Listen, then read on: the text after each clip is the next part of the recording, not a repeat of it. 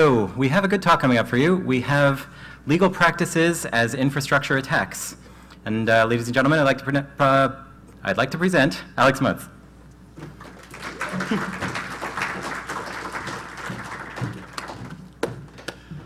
I love this talk. I give this ever so often, and I've modified it, and I promise it's actually a little bit updated because, you know, the law changes.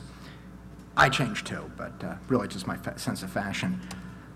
Okay, why am I giving this talk? Because your information, and really it's not just your information, it's the information that you may have been tasked to defend as a part of your job, as a part of your whatever you happen to do with an organization, and it's vulnerable to things that you might not get. We all get, oh, I've locked down my box, it's safe, the data, it's only going to go to where, you know, to the people who are authorized to have it. And we think about those things. We think about it as like, okay, it's all corralled, it's all safe. The problem is there are other processes, legal processes, that will crack you open like a walnut. This all stems from a really, really drunken conversation at, well, at a HackerCon. You know, those very rarely happen. And people were talking about how secure their boxes were, and I just said, like, look, you know what? In 10 minutes, I could have all the information I want from your systems, and the best part is, I will make you help me find it. And I thought, and someone's like, that's a talk. I'm like, okay. So your information is vulnerable to processes you aren't familiar with, and it's being handled by people who don't think like we do, who assume, well, it has a password, therefore it's safe. Or no one understands that system, so therefore the data is safe on it. And we bristle instantly to that. Like, no, unless it's been audited or unless I know exactly how it's stored, it's not safe. It's not safe until I say it is. And even then I'm still paranoid. The problem is that this data gets handed off to other people willy-nilly. What I'm hoping to do with this talk, explain roughly how the legal system works vis-a-vis your data, show you how to prepare for these as best you can. So, standard disclaimer, I am an attorney, just not your attorney. That can be remedied. This field of law is in flux. That's my standard disclaimer because, well, things change. The law is whatever a bunch of people in black robes say it is. That's a nice way of saying I may be wrong. So, kinds of attacks, kinds of approaches that legal people like me can take to try to get you to give us your data. First one is civil. This is for civil lawsuits. A and B wish to sue one another about something, and you have two paths to get someone to crack open their systems. You've got civil discovery and you've got a subpoena. Then you've got criminal, search warrants, and related warrants, wiretap warrants, Stored Communications Act warrants. And third party, and I want to talk about that separately because it's been kind of why I updated this talk. So, what is discovery? It's the middle phase of litigation. First start is something we call a complaint and answer, which is kind of like when we solved problems with violence, and the way you would start a fight is you would show up and smack the other person in the face with a glove. Well, the legal approach to that is a complaint. I am suing you for the following reasons. And the answer, which is, oh yeah, your mama. Discovery. It's usually in Latin, so it seems classier. Discovery is the middle step, and this is the one I want to talk about.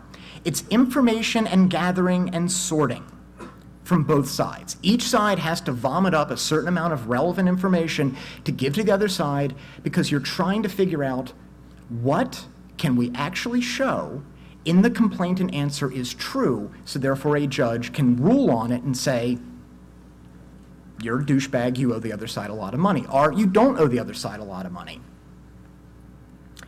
And it's also information gathering from both sides and other third parties. And then the third step, the last step, is presentation and settlement.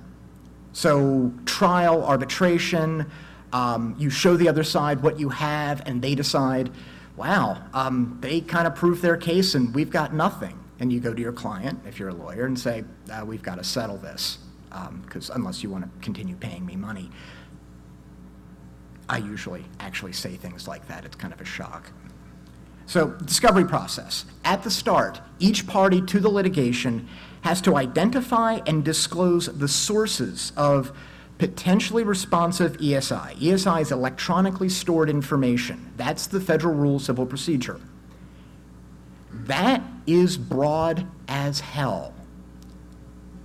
Electronically stored information is not just emails and Word documents and PowerPoint decks. It is potentially raw data. I have seen cases where there were lawsuits over randomly generated data for signal testing, for circuit testing.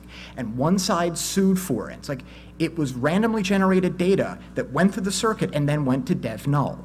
And it's like, well, we want that. Like, it's random, you know?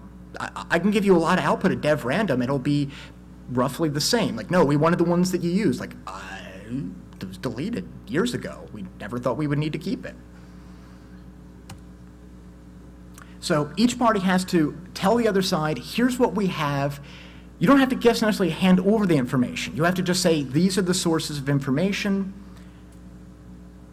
and you have to preserve it. You have to prevent all that data.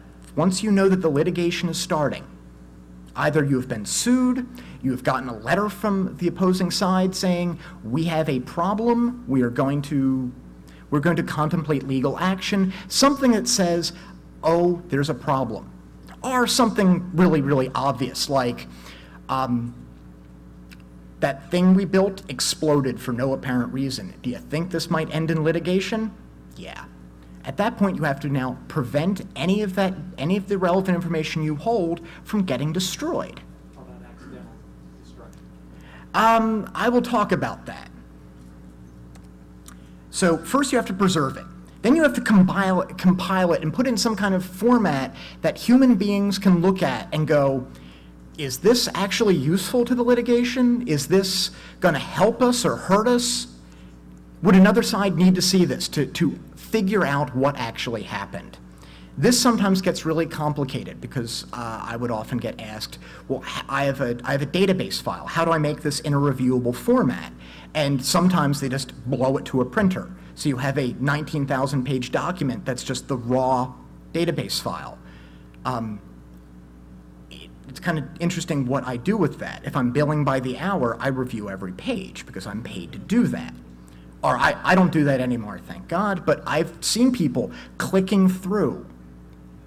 And it's really amazing. Like, I have a person, a human being with a high IQ, who is looking at pages and pages and pages of literal crap. And yet they'll bill for it. So think about that when we talk about costs. Okay, so we have to compile it, we have to sort through it to find responsive stuff. This is stuff that happens to be related to the stuff we're suing over. So say, for example, two companies, A and B, have a contract to license, to maybe do a cross-licensing of intellectual property. They sue over it. Everything that A and B have about that intellectual property is responsive. Everything they have to talk about the contract and what their agreement is, that's responsive. Everything they talked about the contract to each other is responsive. It may not get presented in court. It's a much broader definition. It's really, really wide. It's anything that may lead to this. So stuff like information about a meeting where we're going to sit down and talk about what we're going to give the other party. Responsive. And you're sorting through it also to find things that are privileged. Things that, while they may be responsive, you don't necessarily have to divulge. Like attorney-client privilege, some trade secrets are protectable. Trying to think of other examples, and I can't off the top of my head, but you're sorting through these giant data sets, looking for stuff that you have to give to the other side. And you're also, when you're doing this, you're looking through stuff that proves your side's case. While you're handling it, like, okay, that's all the crap they get, but wait a minute, is there anything we have that we want to wave around at a deposition or a trial or an arbitration that says, this proves we're right? So you're looking through that. So, discovery effects, it's a massive exfiltration of data. We're talking gigs and gigs and gigs. The reason why it's an exfiltration of data is you are handing this stuff off to third-party vendors to handle. For example, one of my subcontractors, his job is to go, when a litigation is filed, show up with a stack of USB hard drives and forensically capture the entire hard drives of people at companies. He now holds that data. He's a nice enough guy, he might be bonded, but you're handing all that stuff over to some guy who is like one step up from wearing a chambray shirt that says like, you're a company's computer guy. And the best part is, he is going to hand it off to a vendor, what we call an e-discovery vendor, who is going to convert all the documents there into TIFFs or PDFs. Everything, every email, every Word document, every text file, and if they don't parse it right, I've seen people take the entire contents of hard drives and you're reading Java classes that have been turned into PDFs, and you're looking through going, this is a Java class, why didn't they parse for this? It's like, oh, it might be responsive. No, we're not suing Sun. It's not useful. How do you know? Like, please, trust me. You know, it's like, and going through, and usually though, when you're doing these giant, like data sucks, you get to read through, you get to see all the stuff that's on this user's PC. Now think of all the cruft that is on your machine. Because I think of all the cruft that's on mine, because you do what I do. You buy a new machine and you copy everything that was on the old hard drive over to your new home directory again and again and again. And sometimes when you do a copy, you just look at the file names and go, oh, Jesus, that's where all that porn went. Sorry, that's where those client files went. But think of your users, if those of you who are in like customer-facing IT, think of all the stuff you found on users' PCs. That gets sucked down and dumped to an e-discovery vendor who takes all that stuff and blows it to PDF. So all that JPEG and GIF porn is now converted to PDF and is searchable for text, if there is text in it, at some cost. But it's handed off to a third party. And how do we select that third party? Answer, the lowest bidder. So it's three guys with a pirated copy of Law 5.0 to convert this crap into PDFs for searching. Awesome.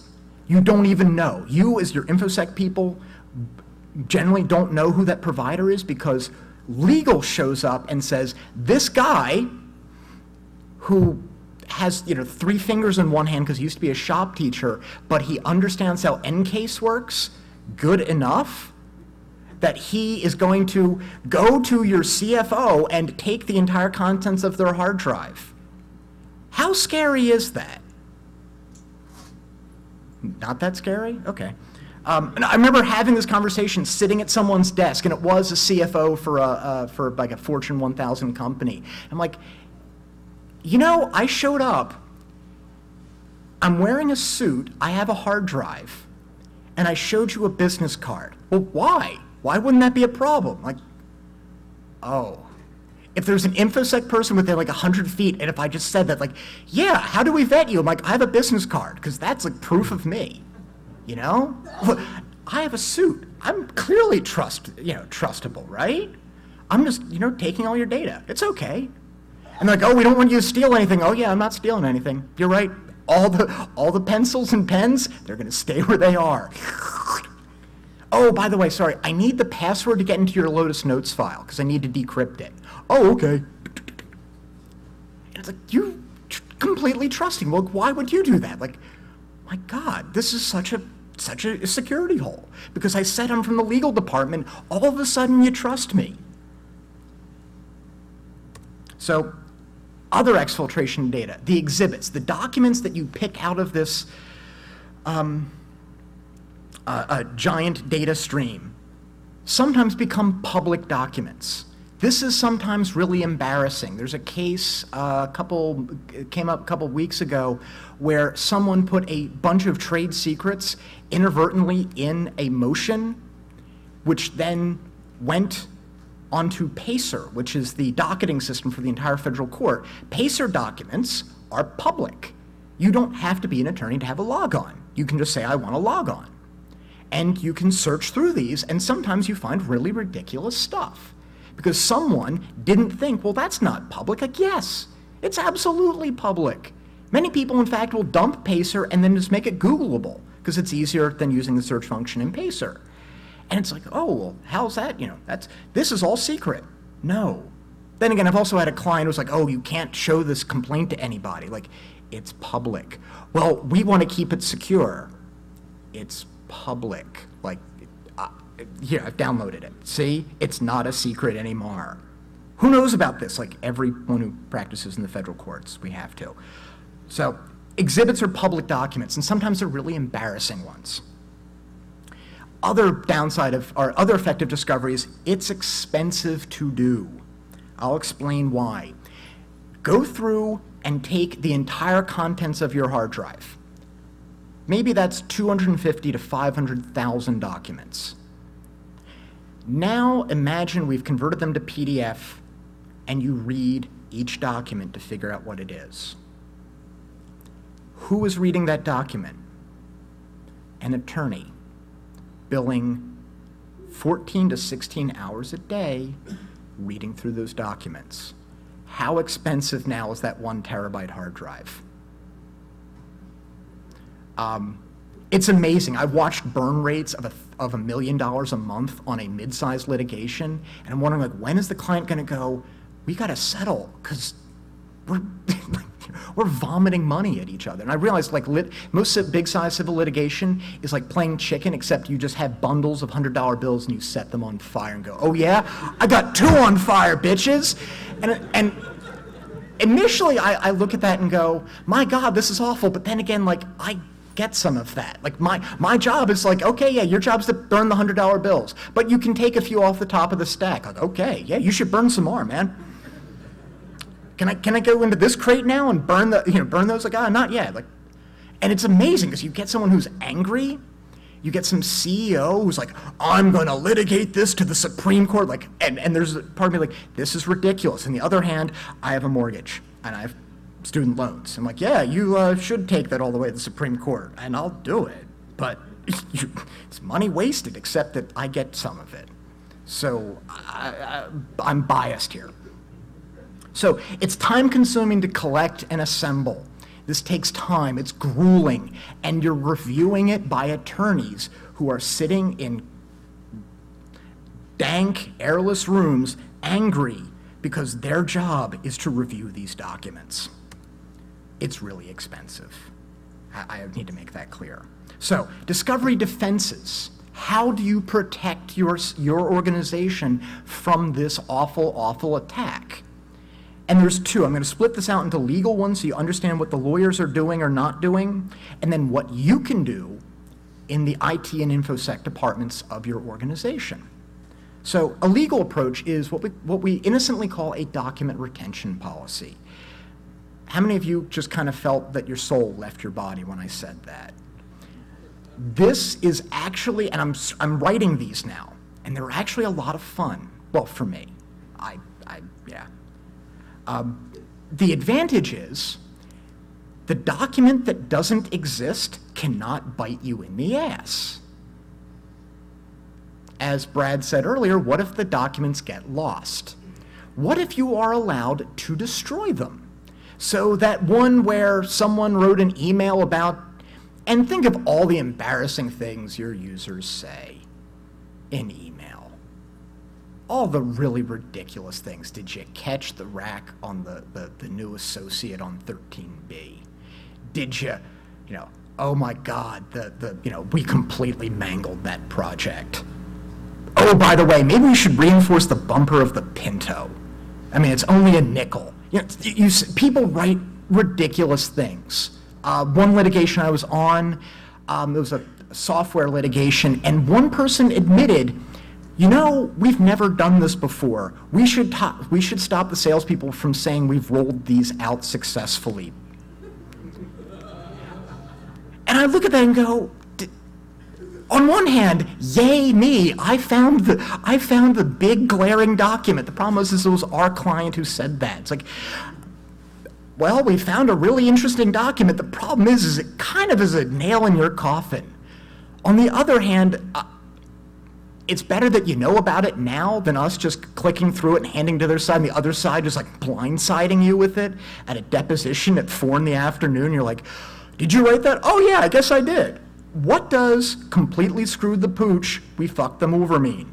It's a colloquial term from upstate New York. It means we look forward to doing business with you. You're like, you want to be able to spin that before it happens. But reading this, and it's like, so if you can destroy the document legally, it's a nice thing to do. So if you write a document retention policy that says any document over a certain date, unless litigation's filed, can be destroyed. So that way you know what's put to bed. Also, once litigation is filed, sometimes you can negotiate down the scope of the data because each side is also looking at this and they don't want the massive data dump to be handed over to them. Because, like I said, the analogy with burning $100 bills, at the end, okay, we found 1.2 million documents and we're not going to hand to your lawyers and they're going to look through them. The burning continues.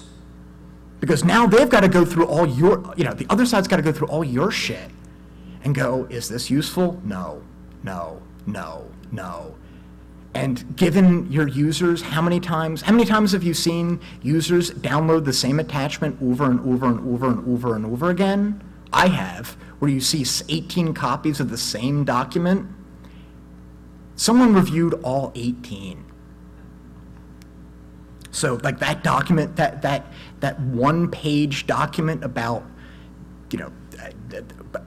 appropriately funding the coffee fund cost like $18,000 because so many attorneys had to look through that again and again and again. So negotiate scope down. Figure like this stuff isn't relevant, this stuff isn't, these people, we don't need to scour their hard drives. If you can argue that something is just like your demand is ridiculous, let's narrow the scope of it, awesome. And also you can say things like a lot of the data you want is not readily accessible. It is in some kind of hard to get format, like it's obsolete. And sometimes this is my job, which is, turns out that the company used Claris Works as their, because it was cheaper. And you're like, how do we blow that to PDF? I'm like, let me get back to you. I'm going to like an old school Mac shop. Like, yeah, I need a Mac SE with Claris Works. Really? Yeah. Yeah, I do. In fact, I need 5. And it's awesome because I get to, like, I used to play with that stuff. So I'm like on eBay or calling up old sysadmins like, yeah, do you have any 8mm tape drives? Why? Just, do you have any? Sure. I'll buy them all from you. Because I figure one will work. And I'm setting this up and like, it means I don't have to review those documents. And I'm like, oh wow, I get to dork out with some ancient technology. And at the end, it's like, yeah, I managed to convert those Claris Work documents via, like Mac Exchange 2.0 from 1993 into a text file that you could now review. It's like, you're a genius. Like, no, it's I have all the trivia from like old Mac shops. And you get like I remember getting a stack of 800K Mac floppies. I'm like, I know how to do this. And just like sticking in and out. I'm like, and I'm billing. And I'm going through and I'm reading this, and it's like, and they're like, how did you know how to do that? Like, yeah, it's Mac. I remember this stuff, but like getting like crazy stuff, and I love that, and like. That was more, because that's more fun than actually being a lawyer. It's like, I've got a problem now that no one can fault me because I took a different path, because like no one else is going to touch that goddamn thing. It's also really fun when you call up a Mac shop and go, I actually need a board from a Mac SE because mine just fried, and it's actually like real money. Like, oh, it's not economic. Like, dude, it's a it's a $22 million litigation. I need a Mac SE. I will pay. It's like, well, we'll rent one. Like, how much? I don't know. I'm like, how about $100 a day? Really? Yeah, like, it's not my money, it's a client's money. I'll rent a Mac if you can guarantee the sucker works, because at the end of it, I get actually useful data. And that I knew that was a Mac SE would work and not an LC. Like, okay, so not really, you can say we don't need Alex to be dicking around with old Mac junk to get those few pieces of data. Just say they don't exist anymore. They are effectively gone. The technical approach. I mentioned that you can have this legal concept called a document retention policy. It says every document over 90 days gets deleted, no matter what. So that way you can say, we only have 90 days worth of data. You sued us today. We only have to go back a quarter. We don't have to talk about stuff previous. The problem is that you get a paper document that says all data over 90 days you shouldn't have. How many of your users are going to follow this? Okay, both of them may. Or, knowing your users, that means that the documents get printed and put in a binder somewhere. I've seen that. Because I remember one company like, oh, we're so smart, we have a 30-day document retention policy. And it's like, you know, that's about as dumb as requiring, you know, epic past poems. Like, oh, it's so secure. Like, no, it just means it's on a fucking Post-it note. You know, it's the same approach. Like, oh, we have a 30-day, like, which means you have stacks and stacks and stacks of paper documents that were printed. And that means you've just tripled your cost, because now, instead of having an easily greppable electronic document, you have a printed document that some schmuck has to stick on a scanner and OCR it. And if they're a little twitchy, that OCR comes out as, you know, because it'll OCR it. It'll OCR it horribly wrong, which means you have some poor other schnook, some poor lawyer going, I think it's that. This would take me a long time, and they're blowing it up, and it's like, so it took you 45 minutes to read that Claris Works document that some asshole printed 5 years ago, when if you just kept it electronic, it would have been like, grep it, nope, nothing there, next. But no, someone had to get tricky. But a technical approach, if you can actually make it happen, sorry, the life of that document has passed its document retention policy, it go bye-bye. Really, really useful. It's also, though, one of these the technical department has to look at. How many people have a basement in their shop that has old machines? All of you. What's on those old machines? Well, actually, the answer is, I don't know, stuff.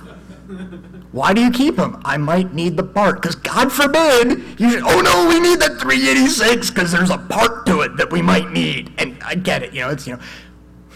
On this episode of A&E's Hoarders, Technology Edition, we go to Bob. Bob is a Unix sysadmin with a 4-foot beard. You can't take that Spark station! I might need it! You know, and, you know, who am I to say that? Because I may have a Spark station in my basement. So it might be me. I just don't have the beard anymore. So to actually think of the document retention policy as also old machines. And sometimes you can convince, well, I've tried to convince some people that the best way to get rid of old data is to actually physically destroy the drive. And the best way to destroy a drive, as we all well know, is a Mosin-Nagant.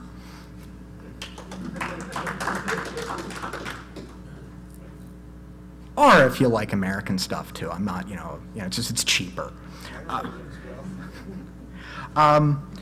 Okay, also though, the other way you can reduce costs and protect your company is the ability to preserve, identify, and search all this stuff. It's amazing. When I started talking to people about doing project management for these big litigations, because I was also a tech geek, was, well, what tools are you using? I'm like, grep. You know, I want to search a lot of shit. Grep. Well, what about other tools? Grep? Like, that works, right? You know, like, oh, there are industrial tools that do that, but it's a text file, right? Or it's, you know, a bunch of text files in a directory. Like, I'm sure there are tools that have nice graphic interfaces, but it's like, well, why don't you use any of those? Like, I haven't needed to yet.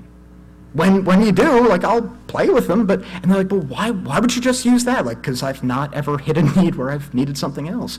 And that's like a magic to like regular lawyers. Like, so you can search over multiple directories? Yeah.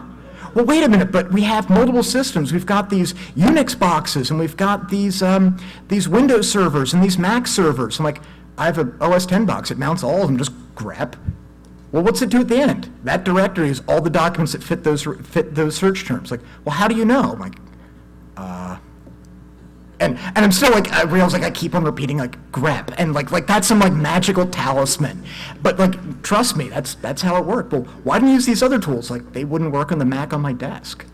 That worked. Like, there you are. There's burn it to a DVD. Take that. That's all the discovery you need. Done. I'm gonna go, you know, go home now.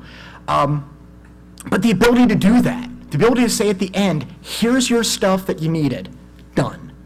I certify that. Of course, that was a litigation that I also then did a search against all of our index files for our backups, and I signed this affidavit that says, like, I promise to give you my firstborn, my soul, and my left nut if I'm wrong. I signed that. This is before I became a lawyer, and I send that off, and I'm like, nah, I'm done, that litigation thing. I get to go do another project, and some guy wearing a coverall shows up with 2 rent-a-crates full of DLTs and says, oh, I heard you were looking for stuff. And there's nothing like a sinking feel like, I just certified like my left nut that I searched all the data. What the fuck are these rent-a-crates? And they're filled with DLTs that have things like blue backup 3. And that's like no scheme that I know of, and I've been working there for 2 years. I'm like, I have no idea what this shit is. And I've never been so thankful when I found that they were stored in dead storage. Dead storage at the pharma company I was at was above an NMR machine, which is a big MRI. And I was like, score! All the data's gone! How can you know?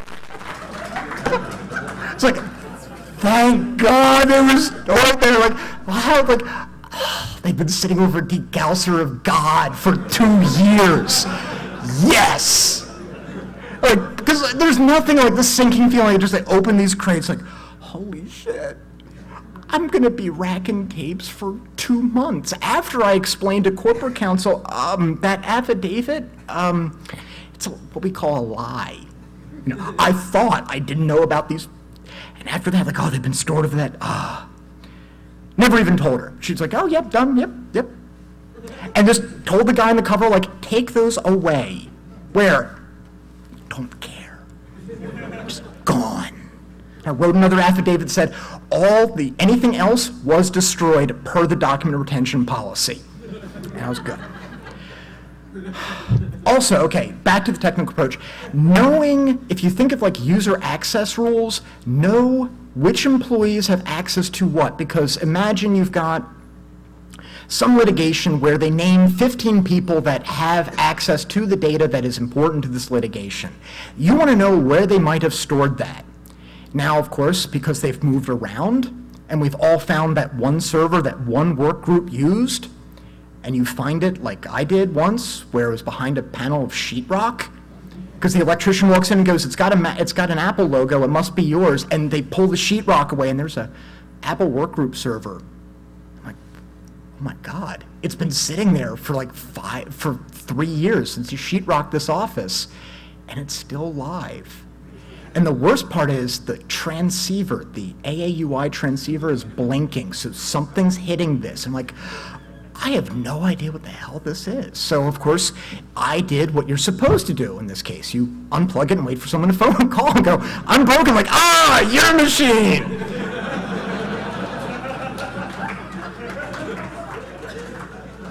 So, know who has access to what, because I don't want to have to be that guy now as the lawyer going and grilling an IT guy. It's like, well, what about, is there any other possibility? No, and then having him go, well, there's this P2 that has a drive. I don't know what's on it. Where is it? in a shed with an Ethernet cable strung to it. Well, how do you know it's still alive? Like, it's blinking. Something's hitting it. I don't know what. What could be on it? I don't know, but it's kind of like, you know, I want to say like, well, who's working on it? Top men. You know, it's like the scene from the Raiders of the Lost Ark. Like, I don't know what's on it. It could be the document that sinks the entire litigation. You find it after discovery's closed. So being able to say very quickly what information you actually hold, so you don't have to worry about what about that. It's like, no, there it is, bang. I can search through all of our data, and anything that isn't within that searchable zone is gone. How do you know? I pounded the hard drive flat with a hammer. It's been degaussed. I shot it into space. I put it through a wood chipper. That way you can say all the data we have on this point is right here. There is no other source. Yay. And you go back to your job, and you don't have to worry about that. Really, really nice. Because the attorney wants to also say, because the attorney is going to sign off their affidavit that says, you can freaking disbar me if I'm lying. Kind of scary too. So they want to have the reassurance when you say everything that we have on point is here. Everything that may have held data before was destroyed as per the document retention policy. Okay, so I talk about this and why it's important. But the rule is what you don't have may not hurt you. Those emails that might prove that awful case against you, if it's legally gone, if you were allowed to destroy it, do so per the document retention policy. Doing stuff not with the document retention policy gets you in shit. So, destruction. Usually okay if you don't have some other requirement to keep that data. You don't have some regulatory rule that says you have to hold all this data for 2 years.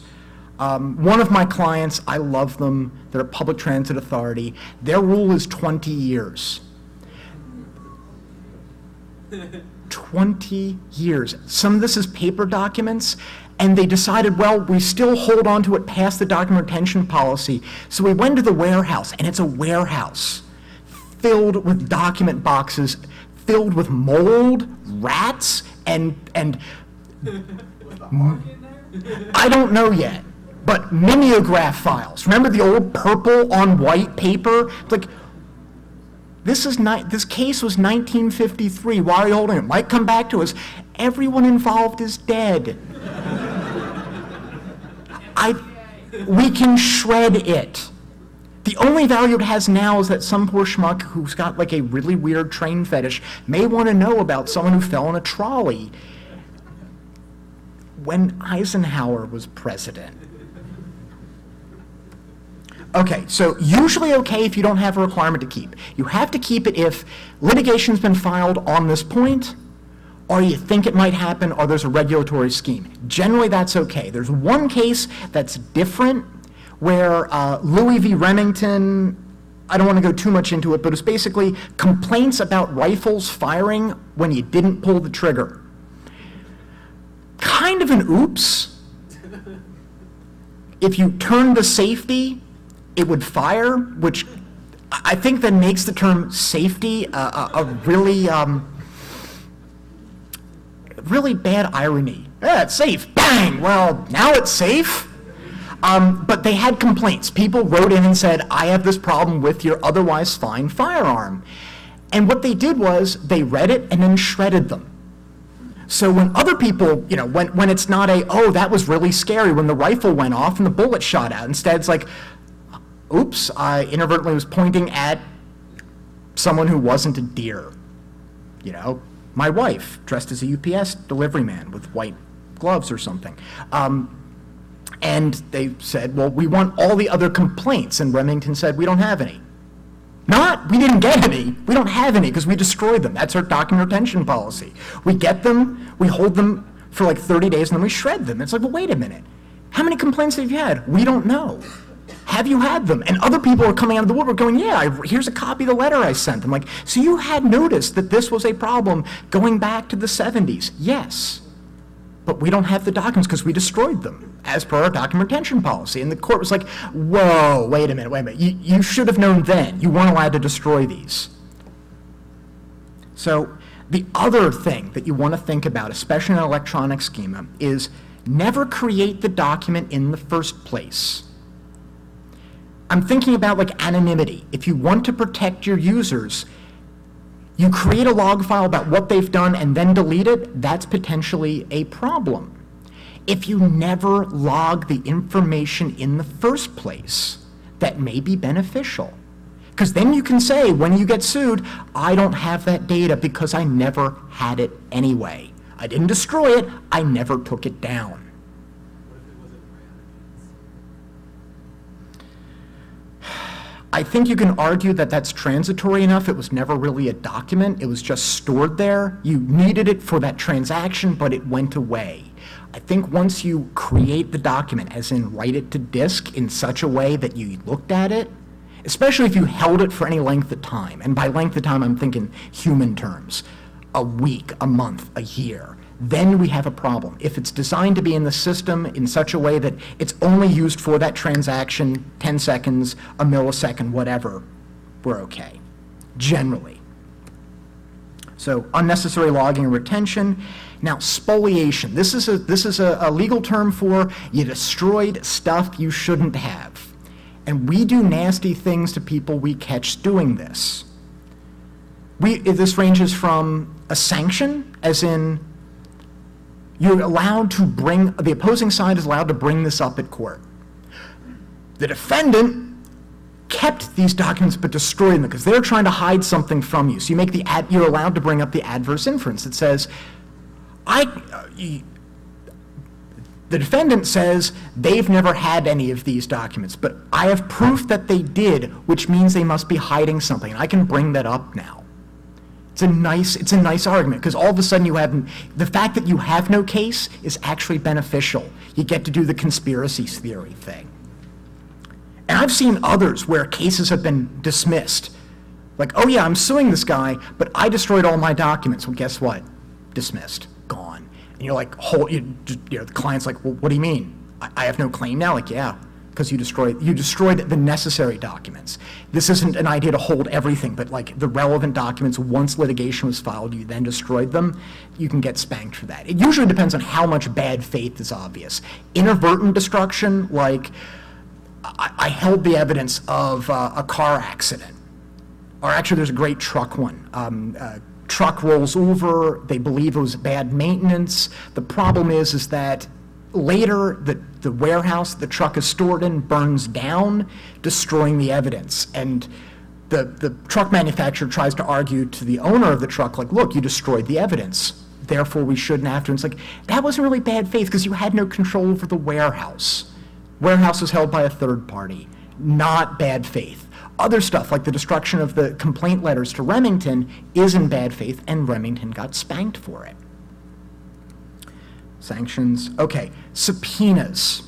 This is more interesting, because this is where you can go to a third party and say, I'm suing B. A is suing B, but I want information from C about B. So you can go to a third party and find stuff. It's issued by court, sometimes by a grand jury, or by a litigant.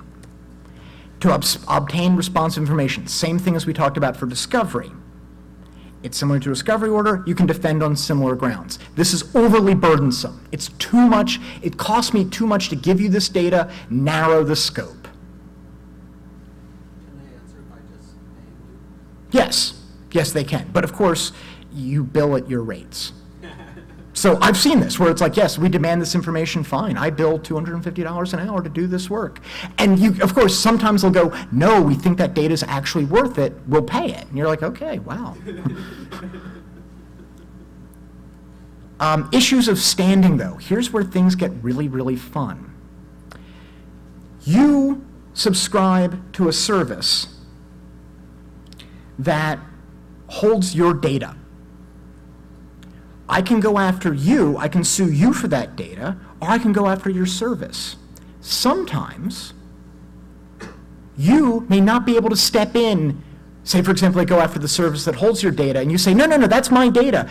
There are cases where the court have said, no, it's not. It's data about you, but it is not your data. So therefore, you have no standing to file a lawsuit to protect that data. So warrants.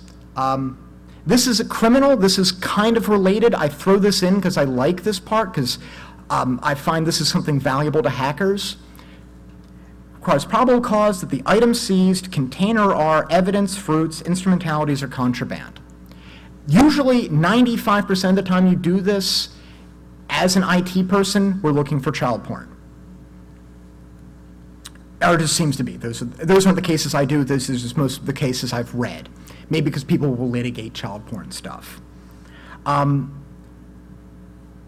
This is a different standard than what you need for a discovery order. Discovery order, just there's a litigation filed. You actually have to show that there's some proof, there's some evidence that the data we're looking for is out there, and you have it. Wiretap warrant, this allows you to put a sniffer on a system, probable cause, and no alternative manner. It's a slightly higher standard than a warrant. Okay, Stored Communications Act, same thing. It's same thing as just a regular warrant. You don't have to show that there is no better alternative. So dealing with warrants, this is something you may have to do, especially if you run a data center or the like. There are two approaches. I like to call them helpful or silent.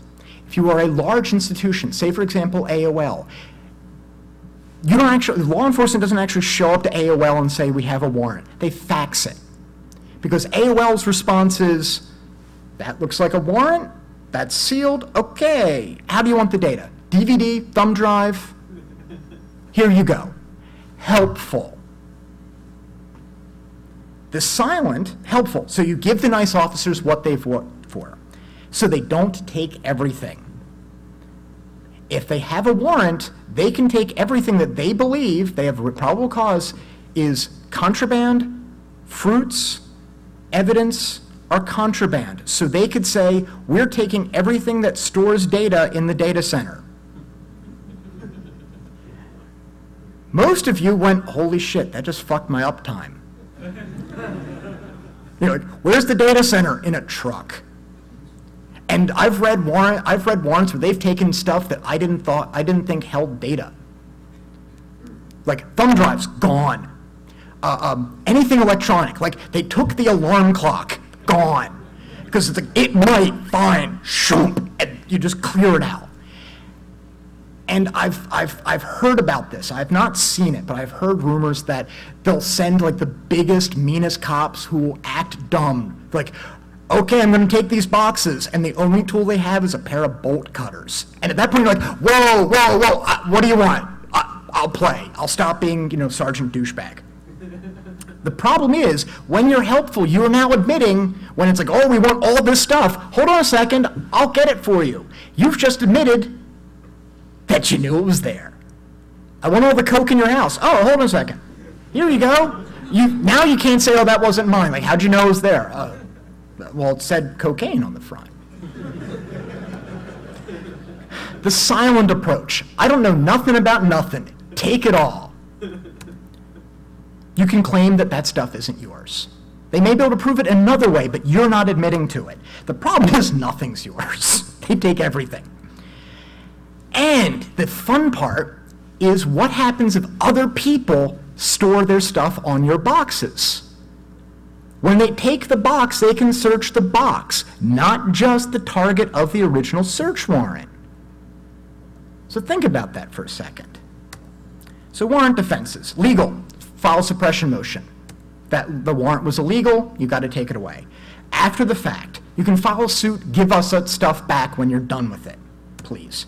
Or a civil rights action, a 1983 action. Technical. Off-site backups in a different jurisdiction. So you can go live eventually. Mirror sites, so you can go live when you switch over DNS. Encrypted containers, so you can say, I didn't know it was there. All of my customers have an encrypted container. I don't have the key.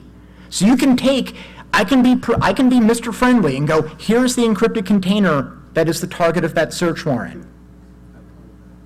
Have fun with that, but also so that way you can say, don't take our other stuff. I have been as helpful as I can be.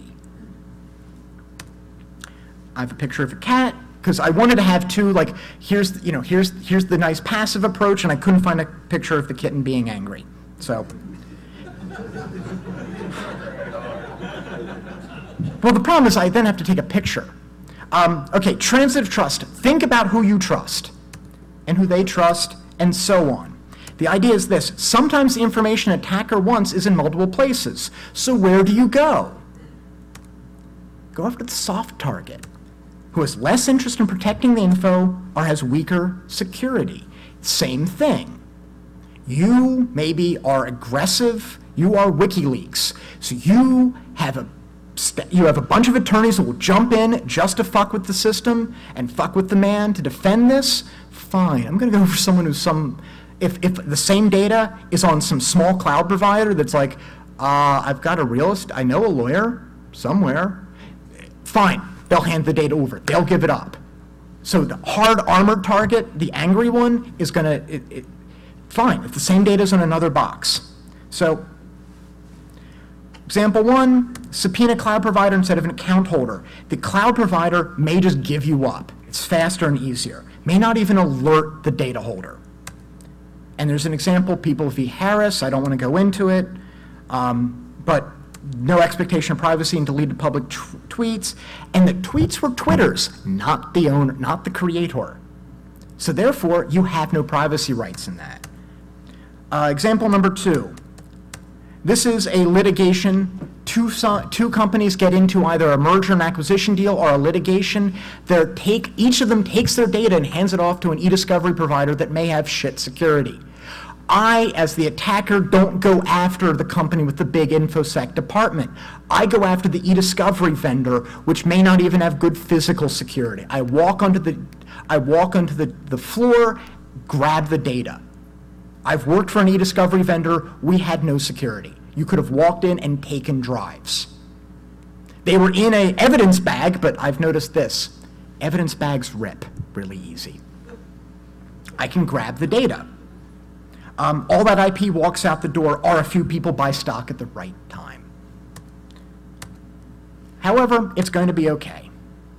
Soothing picture of a kitten. What can you do? Learn how to speak to the lawyers in your organization about these problems, how you want to approach them, so that way you're being proactive. You're like, look, I think about this security stuff more than you do, and I would like to help you do your job so we both protect the organization. Educate them about security. Don't talk down to them. Be their peers. To convince them that this doesn't need to be outsourced. We want someone to be able to, we're going to hire an outside vendor to search all our stuff. Fuck that, I can do that. I can do that cheaper and better and more securely than your outside vendor can, because I know where all the stuff is. I will happily handle that for you. grep. What tool to use? grep. Worked. What can you do continued? E-discovery audits. This is we go through and figure out who has access to what and where the systems are. Does that sound familiar? I did e-discovery audits, and it was like, this could be tacked onto a regular security audit. In fact, it should be, because it's the same damn thing. But because I'm an attorney, I get to bill some multiple, because I said it's an e-discovery audit, not a regular security audit. The ability to back up everything is the ability to preserve everything. You don't need to necessarily buy a special e-discovery package, which are usually crappy. You can just say, I need to grab stuff, I can grab stuff. Help vet the vendors, figure out if they can protect your shit. Any questions? Art, get a card. We have 2 minutes, so I'll have to be quick.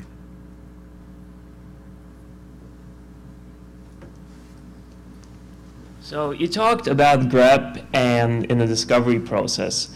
A friend of mine works for the Department of Justice Antitrust Division, and in addition to looking for all the text documents, he has thousands and thousands of hours of wiretap to look through.